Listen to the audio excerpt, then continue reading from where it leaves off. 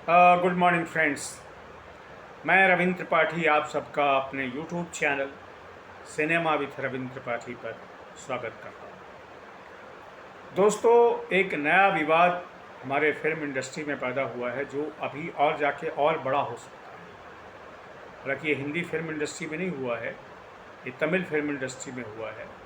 और आपको याद होगा कि एक 12 साल पहले एक फिल्म आई थी 2013 में, रांझना। इसमें धनुष थे एक्टर के, और उनके साथ अभिनेत्री थी सोनम कपूर। अच्छी सफल फिल्म रही थी। इरोस इंटरनेशनल मीडिया लिमिटेड की फिल्म थी, और इसी फिल्म का एक नया वर्जन अब यानी कि 12 साल के बाद एक आया है। तमिल वर्ग में वो फिल्म है जिसका नाम है अंबिकापति। जी हाँ, अंबिकापति इस फिल्म का नाम है। वैसे नया वर्जन आने में कोई विवाद नहीं होना चाहिए, पर विवाद है। और विवाद ये है कि एआई के माध्यम से, यानी आर्टिफिशियल इंटेलिजेंस के माध्यम से इस फिल्म का अंत बदल दिया गया है। जी हाँ, आपको याद होगा, अगर वो फिल्म देखी होगी, अंत में उस फिल्म में धनुष की मृत्यु होती है। धनुष का जो कैरेक्टर है उसकी मृत्यु होती है। धनुष की मृत्यु क्या होगी? और इस फिल्म में धनुष की मृत्यु नहीं होती है, वो उसको जीवित दिखाया जाता है। और ये एआई जनरेटेड है। अब इसको लेकर के जो इस फिल्म के निर्देशक आनंद एल राय और धनुष, इन दोनों ने असहमति जाहिर की है, नाराज़गी जाहिर की है, और कहा कि इससे फिल्म की आत्मा जो है वो मर गई है। दोस्तों, अब ये जो मुद्दा है ये बड़ा जटिल मुद्दा है। निश्चित रूप से कुछ लोग इसके पक्ष में होंगे, कुछ लोग इसके विपक्ष में होंगे। मैं इसका थोड़ा सा इसके अलग अलग पहलुओं की जांच परख करूंगा आज आपके सामने। बहुत संक्षेप में करूंगा, मैं ज़्यादा लंबा बोलता नहीं। और इनका कहना है, आनंद एल राय और धनुष का, कि इससे फिल्म की आत्मा मर गई है, और जिस फिल्म में उन्होंने काम किया ना, जिस रांझना में उन्होंने काम किया, ये वो फिल्म नहीं है, ये कुछ अलग किस्म की फिल्म है। और दोनों ने, यानी कि आनंद एल राय ने और धनुष ने इस फिल्म से, यानी कि जो नई फिल्म है अंबिकापति, इससे अपने आप को डिसोसिएट कर लिया है, इससे अलग हो गए हैं। तो का कहना है कि हमारी फिल्म नहीं। और बातें बहुत सारी भी होती हैं इसमें, इंटेलेक्चुअल प्रॉपर्टी राइट्स की बात भी हो रही है।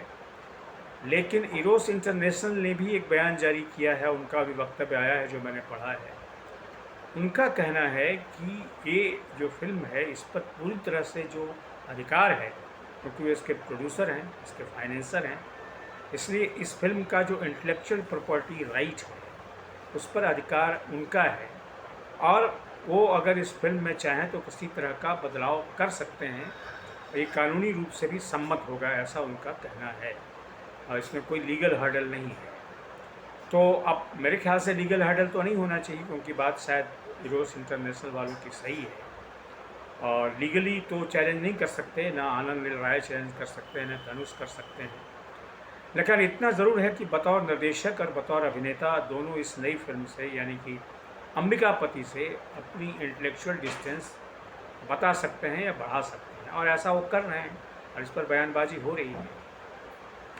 अब सवाल ये है जिसके बारे में मैं आज ज़्यादा बोलने वाला हूँ कि क्या ये सही है।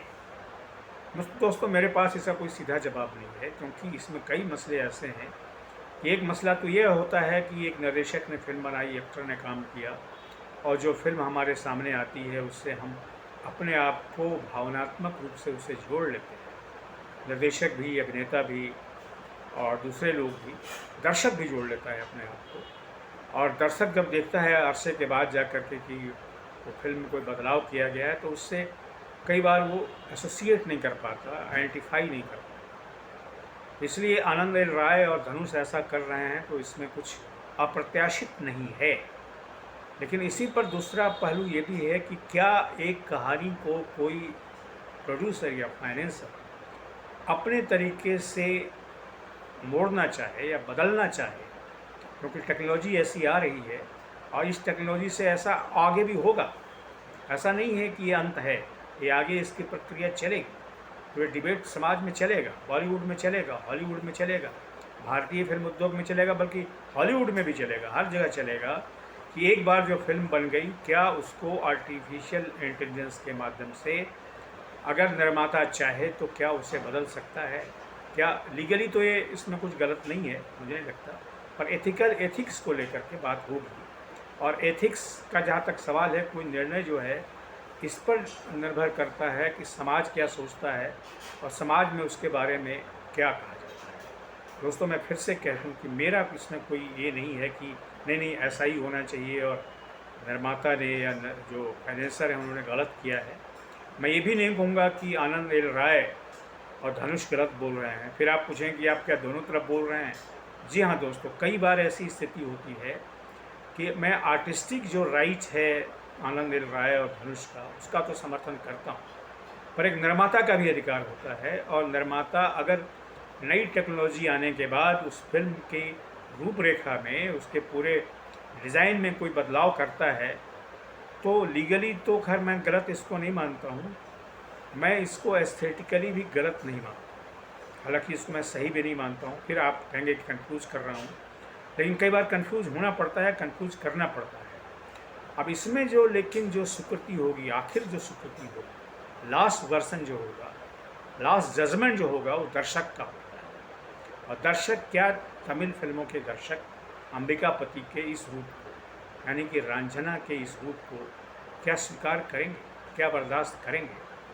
अगर वो कर लेते हैं तो मुझे लगता है कि आनंद एल राय को और धनुष दोनों को अपनी आपत्ति दर्ज करने के बावजूद इस बात पर ज़्यादा विवाद नहीं करना चाहिए, क्योंकि कई बार दर्शक भी अलग ढंग से कहानी को देखता है। ठीक है, एक पैसन होता है, धनुष की मृत्यु से एक पैसन जो होता है दर्शक का, वो जुड़ जाता है। जैसे अमिताभ बच्चन की शोले में मृत्यु हुई, और अमिताभ बच्चन को याद है कि शोले लोग कहते थे कि अमिताभ बच्चन अगर किसी फिल्म में मर जाते हैं तो फिल्म हिट होती है, फार्मूला। लेकिन ये भी सवाल है कि आज कोई ऐसी फिल्म बनाए या आज शोले के निर्देशक ऐसी फिल्म बनाए जिसमें अमिताभ बच्चन की मृत्यु न होती हो। अंत में अमिताभ बच्चन का जो कैरेक्टर है, यानी कि जय की मृत्यु अगर उसमें न होती तो क्या वो फिल्म जो है उसी तरह की रहेगी? बड़ा सवाल है दोस्तों, एस्थेटिकली भी, एथिकली भी, और साथ साथ कहते हैं दर्शकों की पसंद वाली मामला है। मैं फिर कहूँगा कि कानून मुझे लगता है निर्माता के पक्ष में है, लेकिन एस्थेटिक्स का फैसला तो अंततः जो दर्शक होते हैं, जो लोग होते हैं, जो सहृदय होता है, जिसको कहा गया है भारतीय काव्य शास्त्र में, वो तय करता है कि आखिर क्या सही हुआ और क्या गलत हुआ। लेकिन ये विवाद बड़ा है दोस्तों, और रांझना के इस अंत के बाद मुझे लगता है कि प्रक्रिया शुरू हो जाएगी। अगर दर्शक, तमिल के दर्शक इस बदले हुए रूप को नहीं भी स्वीकार करते हैं तो हो सकता है कि अगला निर्माता जो है किसी और फिल्म का, इसको अलग रूप से एआई के माध्यम से नए तरीके से बना दें। तो एआई को लेकर के, आर्टिफिशियल इंटेलिजेंस को लेकर के समाज में कई बहसें हो रही हैं। वो बहसें एथिक्स को लेकर के भी हैं, एस्थेटिक्स को भी लेकर हैं। कोई अंतिम जजमेंट, लास्ट जजमेंट नहीं आया है, और शायद मुझे लगता है कि जब तक कोई नई टेक्नोलॉजी नहीं आती है तब तक ये जो वाद विवाद है, जो कंट्रोवर्सी है एआई को लेकर के, वो मुझे लगता है चलती रहेगी। वैसे आप क्या सोचते हैं दोस्तों? क्या रांझना के अंत को इस तरीके से जो बदला गया है, क्या आपको सही लगता है? आप इसके पक्ष में हैं या विपक्ष में? अपनी राय दीजिए। आज की वीडियो में दोस्तों इतना ही। Thank you very much.